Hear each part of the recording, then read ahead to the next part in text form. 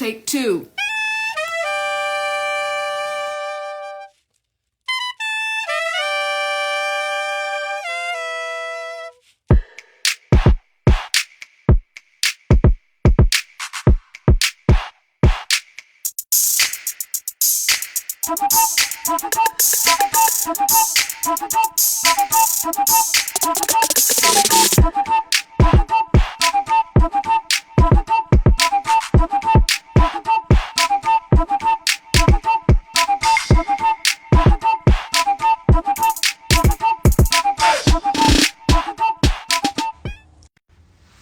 Hello, I'm Pamela D, and welcome to another episode of Looking Back. This is our second season, and we really do look forward to bringing you more fascinating stories of artists, albums, and events that were impactful within our communities, both culturally and simply for the love of this art. Today, we are going to look back on a group that may have unwittingly found a place within the Black community. This group is described not just as a rock band, but a progressive rock band, blending components of rock, soft rock, and pop. However, the songs that became hits for this group centered around pop and R&B, along with jazz. It focused on textual clarity, harmony, and harmonious rhythms. The group is Ambrosia. Ambrosia was formed in Los Angeles in 1970 as a quartet by David Pack. The original members of the band all met while they were studying at the California Institute of the Arts. The group would play backup for other local bands while simultaneously developing their own style. Now, David Pack is the guitarist and lead vocalist of the group, and he's also the songwriter of the group. He was born in California, and his songwriting skills developed at each time they toured, at each time they became signed, and each time he was in the recording studio. The group originally called themselves Amber Gris Might. That's Amber Gris Might. But found out there was another band, incredibly, with that same name. So the group got the dictionary and came across Ambrosia, which means nectar of the gods. The quartet all agreed upon that name and decided that Ambrosia it would be. So let's introduce the original members. There's David Pack, who was on guitar and also lead vocals. You had Joe Puerta, who was a bassist and also a vocalist. His keyboardist Christopher North and drummer Burley Drummond. The group was influenced by bluesman Jimmy Reed, the Beach Boys, and the Beatles. Now, what's interesting is that their influences are ones who proudly credit blues and R&B as a source of inspiration and what they actually like to listen to. However, the band has continued to this day in some arenas to be promoted as a rock band or a progressive rock band.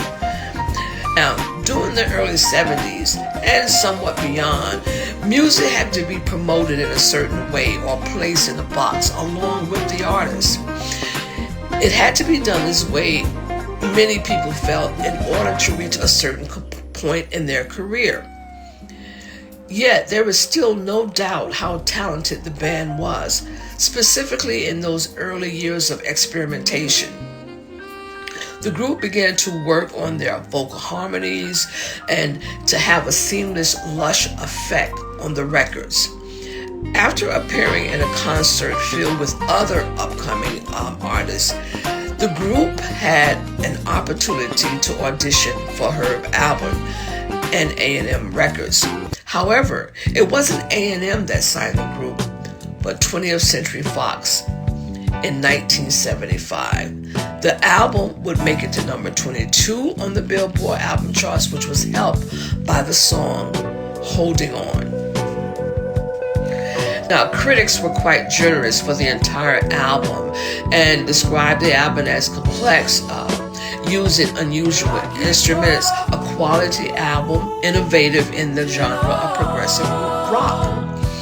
Alan Parsons was instrumental, excuse the pun, in working as a producer on a couple of songs and has been cited as the reason their first album was nominated for a Grammy. In 1977, the band released their second album called Somewhere I've Never Traveled and included the single Can't Let a Woman. This album, along with their first album, would be the identifying factor for the band as a rock band, even though there are hints of R&B on the horizon. This album would also receive a Grammy nomination and would lead to the band being signed by Warner Brothers in 1978. Now, it's 1978. The band, as I mentioned, is with Warner Brothers. They released their third album called Life Beyond LA. This album is a huge departure from the progressive rock sound to the sound of a more commercial jazz and R&B with a softer form of rock. Here you have some unhappy campers with this new direction. The keyboardist Chris North was extremely upset about this change, and he decided to leave the band. Life Beyond LA would be the band's most successful album and include the emotional How Much I Feel. The song would reach number 3 on Billboard's Top 10 and would spend 3 weeks at number 2 on Cashbox. The group would tour with the likes of the Doobie Brothers and Fleetwood Mac, and they would continue to promote Life Beyond LA. And this tour would increase their reputation as one of the best live bands during this period, which a lot of people weren't aware of. Now, touring also increases your revenue for the artist and, of course, for the record company. Now, this also led to the return of Chris North, who could withstand the sound as long as the money was flowing in. The Life Beyond LA received mixed reviews at the time of its release, with some critics and fans expressing disappointment at the evolution of the group from progressive rock. The first 2 albums they felt were edgier and had that Steely Dan effect to them. Now, with this album, which many critics cited was the end of the band that began with so much promise. Many fans who appreciated the earlier sound would abandon Ambrosia, but Ambrosia would be adopted by fans of color, which critics would largely ignore. In 1980, Warner Brothers released the group's 4th album titled 180. If the band was trying to send a message to the fans, it was quite clear by the album's title. The single, Biggest Part of Me, would be another top 10, making it to number 3 on Billboard. Biggest Part of Me was also written and sung by David Pack. You're the Only Woman would be the second release from this album, solidifying Pack as a reputable songwriter. You're the Only Woman would be the final song by the group to reach top 40, making it to number 13. Now, in 1982, the group released another album, which was called Rhode Island, Road being spelled R-O-A-D, and it was not a commercial success. The band's previous album was titled 180, if you remember, but the album did not maintain that 180 direction, which is something I am still not understanding to this day. The album also has a different producer, which can radically change the feel, the sound of a band, and that's what happened in this case.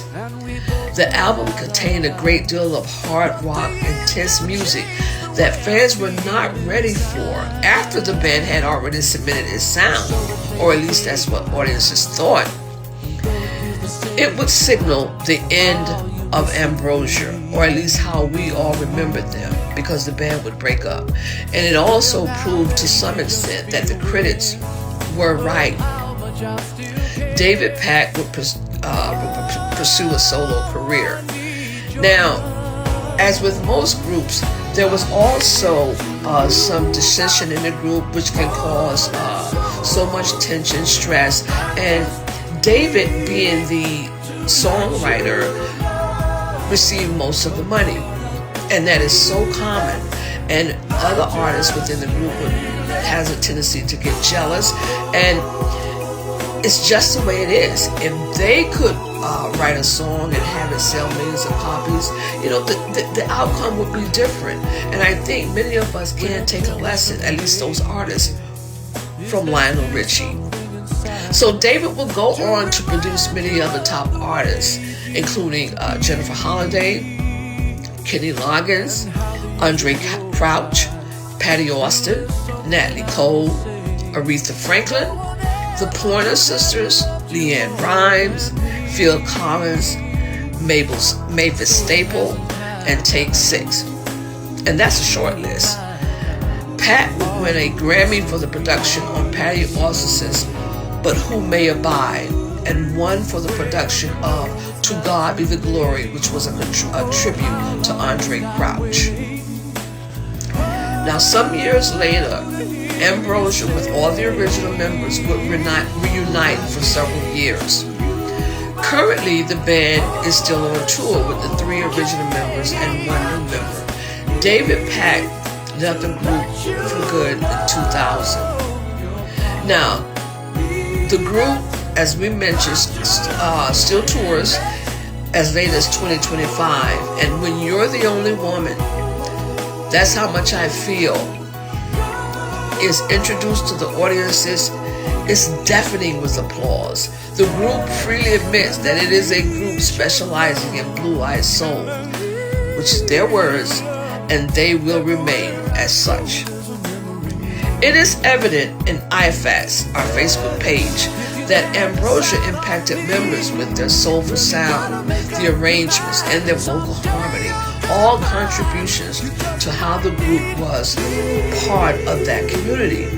Many have remarked on the songs being the reasons they fell in love or was able to make a connection with their significant other. Now, I took it upon myself to do a little bit of research within that group, and Ambrosia songs between 2018 and 2025 have been shared for a total of 409 times. Now, I didn't do a comparative study.